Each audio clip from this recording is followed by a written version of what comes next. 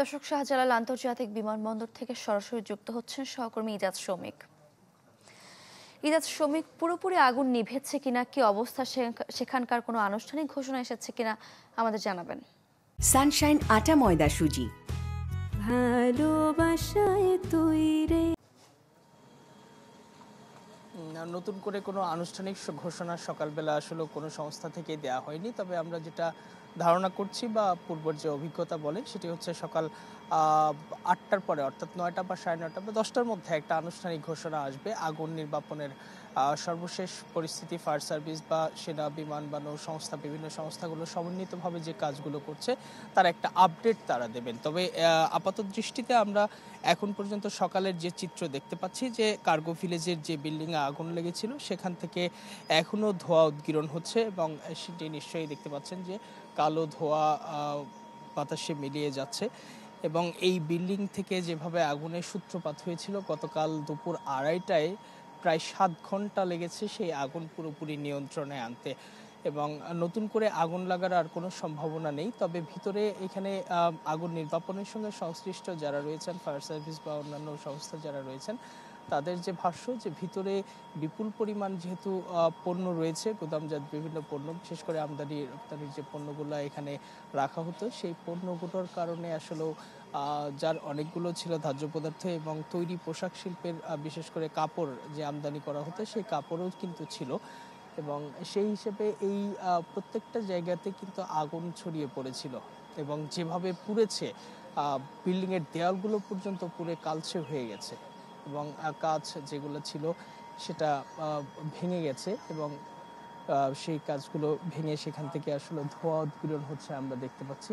এই যে আগুনের যে ব্যাপ্তি, আসলেও একটা আন্তর্জাতিক বিমানবন্দরে এভাবে আগুন লাগা এবং তা দ্রুত ছড়িয়ে পড়ে এত দীর্ঘ সময় লাগে আগুন নির্বাপন করতে, সবকিছুই এখানে নির্বাপনের সঙ্গে সংশ্লিষ্ট ফায়ার সার্ভিস বা অন্যান্য সংস্থা যারা কাজ করছেন তারা তাদের দৃষ্টিকোণ থেকে এটি এক ধরনের নতুন অভিজ্ঞতা এবং এই অভিজ্ঞতার ফলে যে ভবিষ্যতে আসলে এই আগুন নির্বাপন ব্যবস্থাকে পুরোপুরি ঢেলে সাজানো হবে। এবং আমরা দেখতে পাচ্ছি যে ফায়ার সার্ভিস সহ বিভিন্ন সংস্থা যারা এখানে কাজ করছেন তাদের নিজস্ব যে পানির ব্যবস্থাপনা ছাড়াও, আমি আসার পথেও দেখলাম যে বিমানবন্দরের আশেপাশে, যেহেতু আপনি জানেন আন্তর্জাতিক বিমানবন্দরের আশেপাশে জলাশয় থাকে, সেই জলাশয়গুলো থেকেও কিন্তু পানি নেওয়া হচ্ছে এবং বেশ কয়েকটা জলাশয়ের পানি দেখলাম আমরা যথেষ্ট নিচে নেমে গেছে, অর্থাৎ কি বিপুল পরিমাণ পানি লেগেছে এটা নির্বাপন করতে, সেটি আমরা সহজেই বুঝতে পারি এই জলাশয়গুলোর দিকে তাকালে। এবং যেভাবে ধোঁয়া উদ্গীরণ হচ্ছে তাতে ফায়ার সার্ভিস সংশ্লিষ্টরা বলছেন যে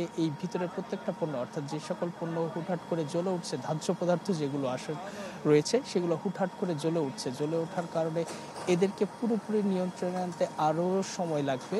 এবং গতকাল পর্যন্ত আমরা দেখেছি যে এই আগুন নেভাতে গিয়ে ২৫ জন আনসার সদস্য সহ মোট ৩৫ জন সদস্য আহত হয়েছেন, যাদেরকে বিভিন্ন সিএমএইচ সহ কুর্মিটোলা হসপিটাল বা আশেপাশে যে হসপিটালগুলো আছে সেখানে তাদেরকে ভর্তি করা হয়েছিল।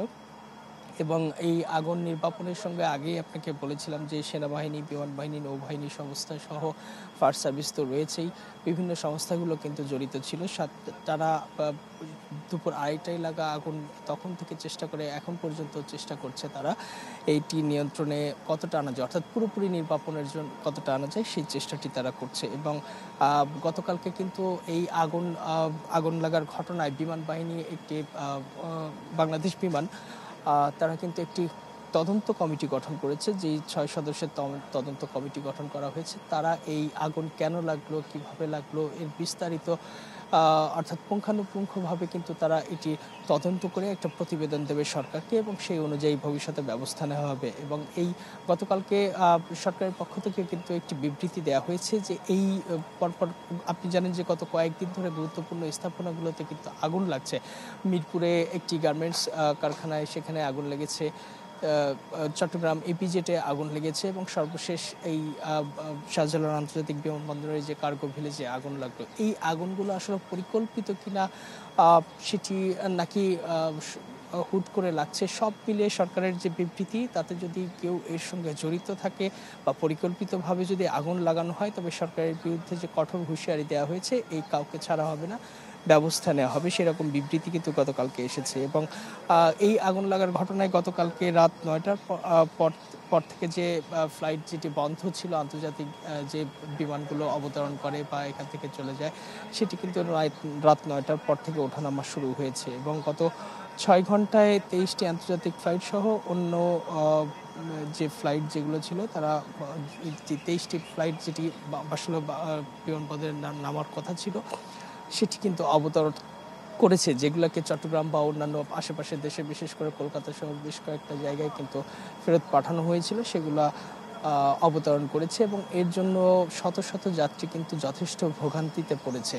এবং আমরা দেখেছি যে এখনো আসার পথে আমরা দেখলাম বিমানবন্দরের বাইরে লাগেজ সহ অনেকেই কিন্তু যে শিডিউল বিপর্যয়ে পড়েছিল তাদের সেই রেশ কিন্তু এখন পর্যন্ত টানতে হচ্ছে, লাগেজ সহ দীর্ঘ সময় তাদেরকে বিমানবন্দরে অপেক্ষা করতে হচ্ছে, এরকম চিত্র কিন্তু আমরা লক্ষ্য করছি। এবং অন্যান্য আগুনের ক্ষেত্রে আমরা যেটা দেখি যে কোনো স্থানে আগুন লাগলে প্রচুর সংখ্যক উৎসুক মানুষ জড়ো হয়।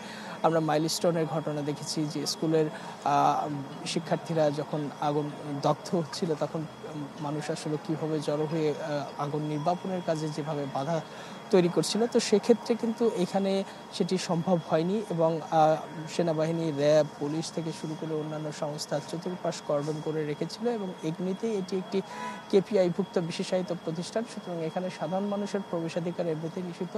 তারপরেও আগুন দেখলে বা উৎসুক মানুষ কিন্তু এখানে জড়ো হয়, সেই হিসেবে বিভিন্ন সংস্থাগুলোর প্রচেষ্টায়, সম্মিলিত প্রচেষ্টায় সেটি সম্ভব হয়নি। এবং ফায়ার সার্ভিসের গাড়িগুলো আসতেও নির্বিঘ্নে আসতে পেরেছে।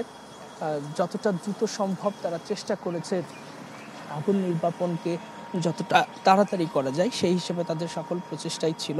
তবে এখানে একটি বিষয় যে ফায়ার সার্ভিসের যে অভিজ্ঞতা থাকে সেই অভিজ্ঞতার আলোকে কোন স্থানে কি ধরনের পণ্য রয়েছে সেটি যদি পূর্ব থেকে তাদেরকে জানা যায়, যেমন কোনো পদার্থে আগুন লাগলে সেটি আসলে পানি দিলে অনেক সময় নির্বাপন হয় না, সেক্ষেত্রে উল্টো রিয়াকশন হতে পারে। এর বাইরে অন্যান্য যে পণ্যগুলো সব পণ্যই যে আসলে পানি দিয়ে নিবে এমন না। তবে ফায়ার সার্ভিসের যে ট্রেনিং, যে অভিজ্ঞতা তাদের, সেই ট্রেনিংয়ের অভিজ্ঞতা অনুযায়ী কোন স্থানে কী পণ্য রয়েছে সেটি যদি তাদের জানা থাকে তবে আগুন নির্বাপনের ক্ষেত্রে কিন্তু এটি ভালো কাজ করে। সেক্ষেত্রে কোথাও কার্বন ডাইঅক্সাইড স্প্রে করতে হয়, কোথাও পানি দিতে হয়, এইরকম নানা পদ্ধতি অ্যাপ্লাই করে বা প্রয়োগ করে তারা কিন্তু আগুন নির্বাপন করেন। তো সেক্ষেত্রে এখানে এই কার্কো ভিলেজে কোন জায়গায় কী পণ্য রয়েছে সেটি কিন্তু তাদের জানতে যথেষ্ট বেগ পেতে হয়। এবং সব জায়গায় যে পানি প্রয়োগ করতে হয়েছে বিষয়টা এরকম না, কিন্তু যেহেতু পুরো জায়গাতেই আগুন পুরো জায়গাতে ছড়িয়ে গেছে, সুতরাং আর কিছু করার ছিল না, প্রচুর পরিমাণে পানি প্রয়োগ করে তাদেরকে এটা নির্বাপন করতে হয়। এবং এখন পর্যন্ত যে পরিস্থিতি তাতে আমরা দেখতে পাচ্ছি প্রচুর পরিমাণ ধোঁয়া উঠছে, পুরোপুরি এই ধোঁয়া নির্গমন বন্ধ করা এবং আগুন নিয়ন্ত্রণে এসেছে। পুরোপুরি এটাকে নির্বাপন করার ক্ষেত্রে আসলে আরও কিছুটা সময় লাগবে। এবং আমরা ধারণা করছি যে ফায়ার সার্ভিস বা বিভিন্ন সংস্থা যারা আমাদেরকে ব্রিফিং করে আর নতুন আপডেট দেন, তারা হয়তো 10টার মধ্যে একটা নতুন আপডেট দেবেন। এবং এখানে যেহেতু রপ্তানিমুখী পণ্য অর্থাৎ বিশেষ করে গার্মেন্টস পণ্য ছিল, তো সেক্ষেত্রে গার্মেন্টস পণ্যের যে সংস্থাগুলো রয়েছে, বিজিএমইএ বা বিকেএমইএ যারা রয়েছেন, তাদের একটা প্রতিনিধি দল 12:30টার দিকে আসার কথা রয়েছে। এবং এটি পরিদর্শন করে কী পরিমাণ ক্ষয়ক্ষতি হয়েছে তারা হয়তো প্রাথমিকভাবে জানাতে পারবেন আমাদেরকে। সৌমিক, ধন্যবাদ আপনাকে।